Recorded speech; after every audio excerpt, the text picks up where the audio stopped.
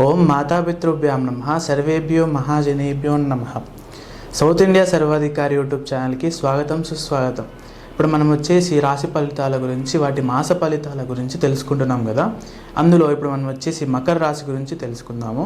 ఈ మకర రాశి వారికి ఈ మాసంలో ఎలా ఉంటుంది, ఎలా ఉండబోతుంది అనే విషయాలు గురుగారి మాటల్లో తెలుసుకుందాం.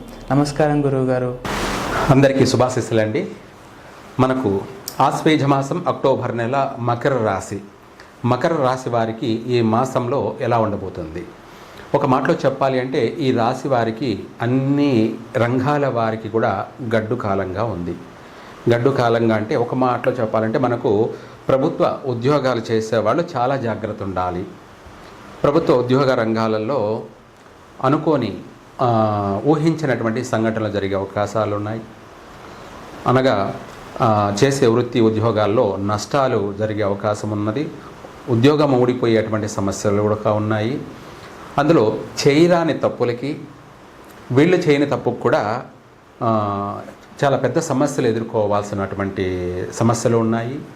ఇంకా చెప్పాలంటే పోలీస్ స్టేషన్లు, కోర్టు వ్యవహారాలు సమస్యలతో కూడుకొని కూడా ఉన్నాయి. దీర్ఘకాలిక ఇబ్బందులు కలగచేసేటువంటి సమస్యలు ఉన్నాయి. మకర రాశి వారికి చాలా జాగ్రత్తగా ఉండాలి. ఉద్యోగంలో తోటి విద్యార్థులతోనూ మాట పట్టింపులు, తగాదాలు వచ్చే అవకాశము ఉన్నాయి. లేదంటే అధికారుల వల్ల మాటలు పడడం, నిందలు పాలు కావడము, మానసిక పరమైనటువంటి ఇబ్బందులకు గురి కావడము, ఇలాంటి సమస్యలు అనేది అధికంగా ఉన్నాయి ఉద్యోగం చేసేటువంటి వాళ్ళకి. అట్లాగే ప్రైవేట్ రంగాలలో చూసుకుంటే కూడా అధికమైనటువంటి సమస్యలు వచ్చే అవకాశం ఉంది. చేస్తున్నటువంటి ఉద్యోగంలో ఎదుగుదల లేకపోవడము అనేది ఈ మాసంలో అధికంగా ఉన్నాయి. ఉన్న ఉద్యోగాలే ఊడిపోయే అవకాశాలు కనపడుతున్నాయి. వాటిని కాపాడుకునేందుకు వీలైనంత వరకు వీళ్ళు ఎంత మాట్లాడాలో అంతే మితంగా మాట్లాడడము, అందరినీ కలుపుకొని పోవడము, దానికన్నా ముందు ప్రతిరోజు కూడా దైవ దర్శనం చేసుకొని దేవాలయాన్ని దర్శించుకుంటూ ఉద్యోగాన్ని నమ్ముకొని వెళ్ళాలి. వెళ్ళినప్పుడు కాస్త ఆ సమస్య, పెద్ద సమస్య కాస్త చిన్న సమస్యగా వైదొలిగిపోతుంది. ఉద్యోగానికి డోకా ఉండదు.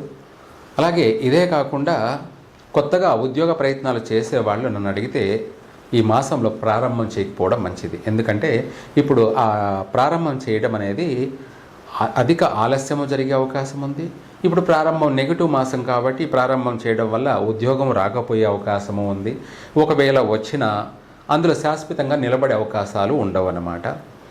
అందులో మళ్ళీ మనకు అక్కడ పోయి చేయడంలో నచ్చక, కుదరక కష్టాలు, నష్టాలు అధికంగా ఎదురయ్యే అవకాశాలు ఉంటాయన్నమాట. అందుకనేసి ఈ మాసంలో అసలు ప్రారంభం చేయకపోవడమే చాలా మంచిది. విదేశాలకు వెళ్ళాలనుకునే వాళ్ళు ఈ మాసంలో అసలు ప్రయత్నాలు చేయొద్దు. ఏదైనా వెళ్ళాల్సింది, వీసా వచ్చింది, తప్పదు పోవాల్సిందే అనుకున్నప్పుడు దానికి సంబంధించినటువంటి ఏదైనా సరే వీలైనంత వరకు పోస్ట్ పోన్ అన్నా చేసుకోండి. పోస్ట్ పోన్ చేసుకుంటే మళ్ళీ మనకి ఏమైనా ఇబ్బందులు వస్తాయనుకుంటే దానికి సంబంధించి ఏదైనా పరిహారం చేసుకొని వెళ్ళండి.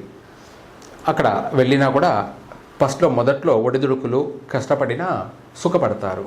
అంటే మొదట్లో కష్టాలు వచ్చినా తర్వాత మెల్లగా పుంజుకుంటారు, అక్కడ స్థిరపడతారు, అక్కడ అభివృద్ధి చెందగలుగుతారు నష్టపోకుండా.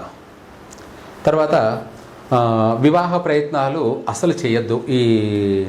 ఇది చాలామంది ఆశ్వేజ మాసం, దసరా నవరాత్రులు, దసరా మాసం కదా, మంచి మాసమే అనుకుంటారు. కానీ ఇక్కడేమో గ్రహస్థితి రీత్యా ఒక మాట చెప్పాలంటే మకర రాశికి శని ఈ సంవత్సరం శుభకారకుడై ఉన్నాడు, గురువు కూడా శుభకారకుడై ఉన్నాడు, రాహు కూడా శుభకారకుడు అయి ఉన్నప్పటికీ ఈ ఆశ్వేజ మాసం అనేది వీళ్ళకు కలిసి రావడం లేదు. కాబట్టి వివాహ ప్రయత్నాలు చేయకపోవడం మంచిది. అంటే కొత్తగా ప్రారంభం చేసేవాళ్ళు చేయకపోవడం మంచిది. ఆల్రెడీ ఎప్పటి నుంచో చేస్తూ ఉన్నటువంటి వాళ్ళు చేసుకోవచ్చు. కానీ మొట్టమొదటిగా వివాహ సంబంధాలు చూడాలనుకున్న వాళ్ళు ఈ మాసంలో చూడకపోవడం ఎంతైనా ఉత్తమం. ఎందుకంటే మనకు అధిక ఆలస్యం జరిగే అవకాశం ఉంది ఈ మాసంలో ప్రారంభం చేయడం వల్ల. లేదనుకోండి ఏదో ఒక సంబంధం, నెగిటివ్ సంబంధాలు దొరకడం, వివాహం కావడము, మళ్ళీ మధ్యలోనే నష్టపోవడాలు, ఇటువంటి సమస్యలన్నీ కూడా ఎదురయ్యే అవకాశం ఉంది. అందుకని ఈ మాసంలో ప్రారంభం చేయకపోవడం చాలా మంచిది. సంతాన విషయంలో కూడా కాస్త జాగ్రత్త ఉండాలి ఈ రాశి వాళ్ళు. తర్వాత భూ వివాదాల సమస్యలు వచ్చే అవకాశం ఉంది. కోర్టు వ్యవహారాలలో దీర్ఘకాలికంగా కొనసాగుతూనే ఉండే అవకాశం ఉంది. వాయిదాల మీద వాయిదాలు ఇలా కంటిన్యూ కొనసాగే అవకాశమే కనపడుతుంది.